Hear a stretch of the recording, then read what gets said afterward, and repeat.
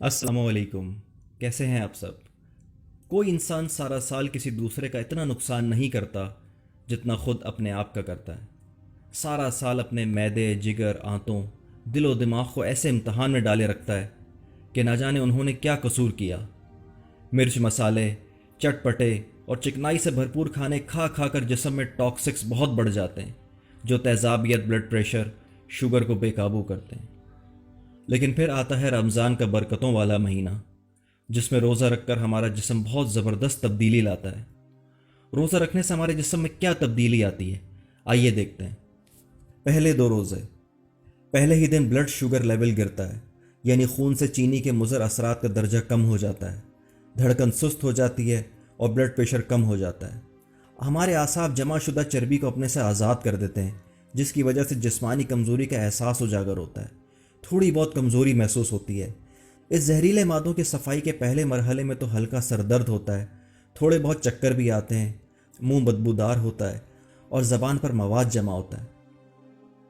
تیسرے روزے سے 7ویں روزے تک جسم کی چربی ٹوٹ پوٹ کا شکار ہوتی ہے اور پہلے مرحلے میں گلوکوز میں تبدیل ہو جاتی ہے۔ بعض لوگوں کی جلد ملائم اور چکنی ہو جاتی ہے، جسم بھوک کا عادی ہونا شروع ہوتا ہے اور سال بھر مصروف رہنے والا نظام ہضم تھوڑی آزادی محسوس کرنے لگتا ہے۔ آپ کے جسم کے وائٹ بلڈ سیلز قوت مضافت میں اضافہ کرتے ہیں۔ کبھی کبھی سینے میں یا پھیپھڑوں میں ہلکی سی تکلیف محسوس ہوتی ہے، لیکن گھبرانے کی بات نہیں۔ یہ اس بات کی نشانی ہے کہ جسم سے زہریلے مادوں کی صفائی کا عمل شروع ہو چکا ہے، اور ساتھ ساتھ آنتوں کی صفائی اور ان کی مرمت کا کام بھی شروع ہو جاتا ہے، اور ان آنتوں کے اندر لگا زہریلا مواد ڈھیلا ہونا شروع ہو جاتا ہے۔ 8ویں روزے سے 15ویں روزے تک آپ پہلے سے زیادہ توانا محسوس کرتے ہیں، دماغی طور پر چست اور ہلکا محسوس کرتے ہیں۔ ہو سکتا ہے پرانی چوٹ اور زخم محسوس ہونا شروع ہو جائے، اس لیے اب آپ کا جسم اپنے دفاع کے لیے پہلے سے زیادہ فعال اور مضبوط ہو چکا ہوتا ہے۔ جسم اپنے مردہ یا کینسر شدہ سیل کو کھانا شروع کر دیتا ہے، جیسے عام حالات میں کیمو تھراپی کے ساتھ مارنے کی کوشش کی جاتی ہے۔ 16ویں روزے سے 30ویں روزے تک اب ہمارا آدھا رمضان کا مہینہ گزر چکا ہے۔ جسم میں ٹوٹ پوٹ کے ساتھ جو ریپیئرنگ ہونی تھی وہ ہو چکی ہے۔ جسم پوری طرح بھوک پیاس برداشت کرنے کا عادی ہو چکا ہے۔ آپ خود کو چست، چاق و چوبند محسوس کرنے لگتے ہیں۔ ان دنوں آپ کی زبان بالکل صاف اور سرخی مائل ہو جاتی ہے، سانس میں بھی تازگی آ جاتی ہے۔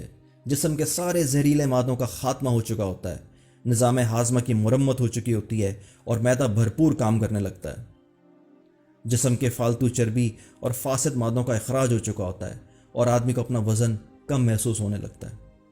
بدن اپنی پوری طاقت کے ساتھ اپنے فرائض ادا کرنا شروع کر دیتا ہے۔ 20ویں روزے کے بعد دماغ اور یادداشت تیز ہو جاتے ہیں، توجہ اور سوچ کو مرکوز کرنے کی صلاحیت بڑھ جاتی ہے، انسان کی میموری بہت شارپ ہو جاتی ہے۔ ان دنوں اگر کوئی کتاب پڑھی جائے تو پڑھے ہوئے الفاظ تیزی سے دماغ میں محفوظ ہو جاتے ہیں۔ یہی وجہ ہے کہ رمضان المبارک میں قرآن پاک پڑھنے کا زور بہت زیادہ دیا جاتا ہے، تاکہ اللہ تعالیٰ کے بتائے ہوئے احکامات انسان سارا سال یاد رکھ سکے۔ پھر بلا شبہ ہمارا بدن اور روح دونوں تیسرے عشرے کی برکات کو بھرپور انداز سے ادا کرنے کے قابل ہو جاتے ہیں۔ یہ تو ہوا دنیاوی فائدہ، جو بے شک اللہ نے ہماری ہی بھلائی کے لیے ہم پر فرض کیا، مگر دیکھیے رحمت الہی کا انداز کریمانہ کہ اس کے احکام ماننے سے دنیا کے ساتھ ساتھ ہماری آخرت بھی سنوارنے کا بہترین بندوبست کر دیا۔ سبحان اللہ و بحمدہ۔ ویڈیو پسند آئی ہو تو لائک ضرور کریں، اور اگر آج تک سبسکرائب نہ کیا تو سبسکرائب کا بٹن ضرور دبائیں اور مفید باتیں پھیلانے میں ہمارا ساتھ دیں۔ بقیہ گفتگو کسی اور موضوع پر